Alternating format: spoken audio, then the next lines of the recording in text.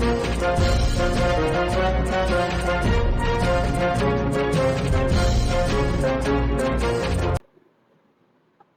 हिंद दोस्तों, मैं हूं आपका दोस्त अल्फा शेरा और एक बार फिर से आप सभी का वेलकम करता हूं आपके अपने ही चैनल पे।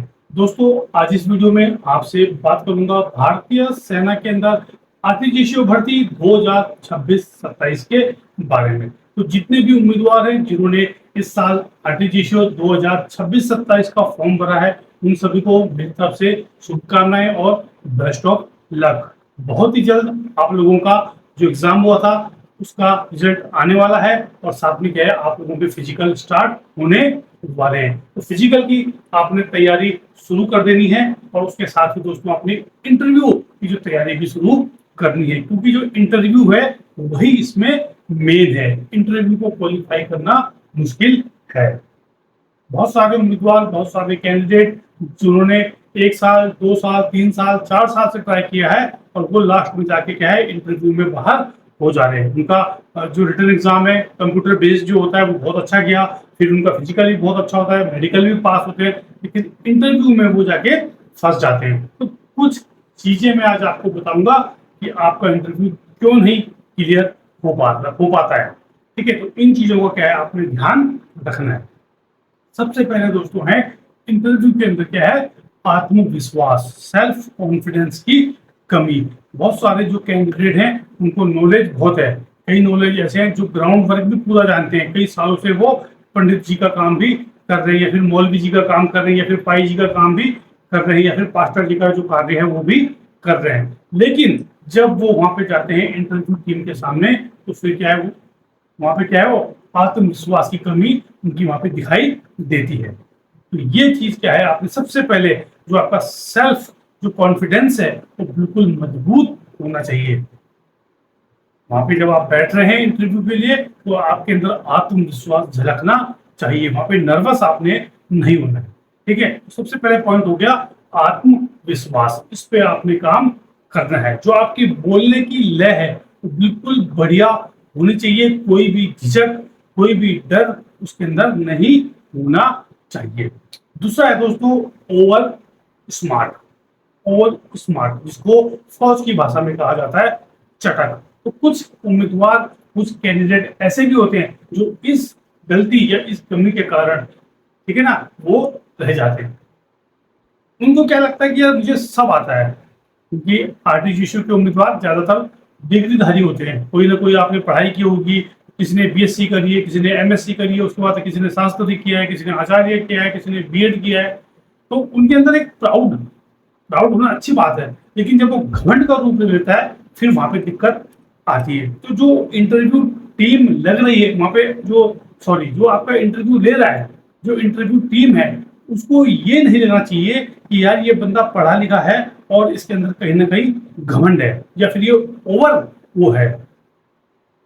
समझ रहे हैं आप लोग? मतलब आपकी जो डिग्रियां हैं, जो भी आपके पास पढ़ाई है, कई बच्चों से मेरी बात होती है, कई उम्मीदवारों से बात होती है, तो उनके पास बहुत सारी डिग्री है। किसी ने बीएससी किया है, किसी ने एमएससी किया है, किसी ने हिंदी में साहित्य में कुछ किया है, एमए किया है, फिर शास्त्री किया है, फिर आचार्य भी किया है। लेकिन सबसे पहले आप क्या है, एक सभ्य इंसान, एक सभ्य कैंडिडेट, वो चीज आपके अंदर होना चाहिए वहां पे। यानी कि जो आपके अंदर एक घमंड हो या फिर मगरूरता होगी, जो मुझे तो सब कुछ आता है, मेरे आगे सब जीरो है। वहां पे जो आपका इंटरव्यू ले रहे हैं उनके पास आपसे बहुत ज्यादा वो सीनियर है, आपसे उम्र में सीनियर है, आपसे ज्यादा अनुभव में सीनियर है, और आपसे ज्यादा हर चीज में वहां पे वो सीनियर है। उनको ये नहीं लेना चाहिए कि ये बंदा ओवर स्मार्ट है, क्योंकि ये भी एक आपका नेगेटिव पॉइंट है। स्मार्ट होना अच्छी बात है, लेकिन ओवर स्मार्ट होना ये गलत हो जाता है।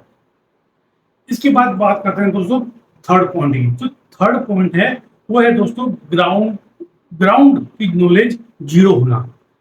आपने शास्त्री किया है, आपने आचार्य किया है, या आपने जो भी जिस धर्म से आपने फॉर्म भरा है उस धर्म की क्या है डिग्री तो आपने ले ली, लेकिन जो उसका कार्य है, जो उसका काम है, उसकी नॉलेज आपको 0/सन्नाटा है, उसके बारे में आपको बहुत कम जानकारी है। तो ये चीज क्या है, सबसे बड़ी जो फॉल्ट है वो यहीं पे है। आप कहने का मतलब समझ रहे हैं कि जो आपको, मान लो मैं यहाँ पे उदाहरण दे रहा हूँ हिंदू धर्म के धर्मगुरु आर्टिफिशियल पंडित जी का, तो पंडित जी के जितने भी कार्य हैं वो आपको आने चाहिए। मान लीजिए जनरल नॉलेज में आपका एक क्वेश्चन गलत हो गया, वो चल सकता है। साइकोलॉजी में आपका एक क्वेश्चन गलत हो गया, वो चल सकता है। सेल्फ इंट्रो में आपका एक आधा क्वेश्चन इधर उधर हो गया, वो भी चल सकता है। लेकिन जो धर्म से रिलेटेड जो चीजें हैं उसमें नहीं चलेगा, उसमें आपको आना ही चाहिए, क्योंकि आपका जो मेन कार्य है वही है। और जब आपको कर्मकांड ही नहीं आएगा, जब आपको पूजा पाठ ही नहीं आएगा, जब आपको अपने धर्म धर्म के बारे में पता ही नहीं होगा, तो आप वहाँ सैनिकों को क्या बताएंगे? क्या आप उनको बोलेंगे कि मुझे तो ये इसके बारे में जानकारी नहीं है? आपको बता दिया जाएगा कि भाई आपको मंदिर में आज दुर्गा नवमी है और आपने प्रोग्राम करना है मंदिर में, आपने श्लोक बोलना है या फिर आपने पूजा करनी है, तो क्या आप वहां पे बोलेंगे मुझे तो इसके बारे में जानकारी नहीं है? तो इसलिए बोलता हूँ ग्राउंड वर्क में आपको परफेक्ट होना पड़ेगा। और वो कैसे होंगे परफेक्ट? जब आप अभी से जिसका नाम ये आप जो अपने क्वालिफाई कर लेते हैं, जो आपका रिटर्न एग्जाम हुआ था वो क्वालिफाई कर लेते हैं, तो अभी से क्या है आपको दोस्तों उसकी प्रैक्टिस करनी पड़ेगी। कैसे करोगे? आपके नजदीक आपके बगल में कोई मंदिर है, कोई अच्छे पंडित जी हैं, उनके पास जाइए, उनकी शरण लीजिए, उनको बताइए कि मैं आपसे सीखना चाहता हूँ। मंत्रों उच्चारण कैसे करते हैं, धार्मिक कर्मकांड कैसे करते हैं, पूरी कार्यवाही आपको आनी चाहिए। ठीक है, तो अभी आपके पास टाइम है, अभी आपका फिजिकल होगा, फिर आपका मेडिकल होगा, ठीक है ना, फिर आपका इंटरव्यू जो उसका फिर लिस्ट आएगा इंटरव्यू, फिर जो आपका जनवरी फरवरी में होता है। तो आपके पास अभी 6-7 महीने हैं, तो आपके पास सीखने के लिए अभी टाइम है। अगर सीखोगे तो दोस्तों उसमें वेलफेयर आपका है, भर्ती आप होगे, रैंक आपको लगेगा, उसके बाद तो आप मुझे कॉल भी नहीं करोगे। बहुत सारे उम्मीदवार हैं जो मेरी गाइडलाइन जिनसे मैंने कुछ नहीं किया, मैंने सिर्फ उनको एक मार्गदर्शन दिखाया, आज वो नौकरी लग चुके हैं। किसी सर्विस होगी 2 साल 3 साल, हालांकि वो याद भी नहीं करते, लेकिन मैं आपको एक बात बता रहा हूँ, है ना। अगर आप इस चीज को अपने प्रैक्टिस के अंदर लेके आएंगे तो जो आपका लक्ष्य है उसको भेजने में क्या है आपको आसानी होगी। ठीक है, तो ग्राउंड की नॉलेज आपको होना जरूरी है, किताबी ज्ञान नहीं। किताबी ज्ञान तो होना अच्छी बात है, किताबी ज्ञान के साथ साथ आपको ग्राउंड की नॉलेज होना भी बहुत जरूरी है। उसके बाद दोस्तों है जो आखिरी, वो है सही मार्गदर्शक का चुनाव, सही गुरु का चुनाव। मैंने आपको पहले बात बताई थी कि आरटीजीएसयू के जितने भी उम्मीदवार हैं वो ज्यादातर सोचते हैं कि हमें तो सब कुछ पता है, हम सर्वे सर्वा हैं। नहीं, सर्वे सर्वा इस दुनिया में कोई भी नहीं है। हम भी हैं, हमारे पास भी जिंदगी का इतना अनुभव है, सेना का इतना अनुभव है, हमें भी कुछ चीजें, हमसे भी गलती होती है, हमें भी कुछ चीजें नहीं पता है, हम भी आज भी सीखते हैं। तो जब तक आप एक सही गुरु, एक सही मार्गदर्शक नहीं बनाओगे, तब तक क्या है आपका जो लक्ष्य है वो आपसे दूर ही रहेगा। मैं ये नहीं बोलता हूँ कि आप लोग मुझे अपना गुरु बनाओ, लेकिन जिसको भी आप अपना गुरु बनाओ वो ऐसा व्यक्ति होना चाहिए जिसको उसके बारे में पूरी नॉलेज हो, आपको सही बता दे। अब आपने गुरु किसको बनाया है? जो अभी खुद ही प्रैक्टिस कर रहा है। मैं देखता हूँ अभी यूट्यूब पे बहुत सारे लड़के हैं जो आरटीजीएसयू की तैयारी कर रहे हैं, और वो मतलब अच्छी बात है तैयारी करनी, ये नहीं बोल कोई गलत नहीं है, मैं सिर्फ आपको एग्जांपल दे रहा हूँ। खुद ही गुरु बन के घूम रहे हैं ना। तो सही दिशा में चलाया गया बाण ही निशाने पे लगता है। अब आपका निशाना है उधर, आप तीर चला रहे हो उधर, तो कैसे लगेगा? फिर कैसे आपको टारगेट मिलेगा?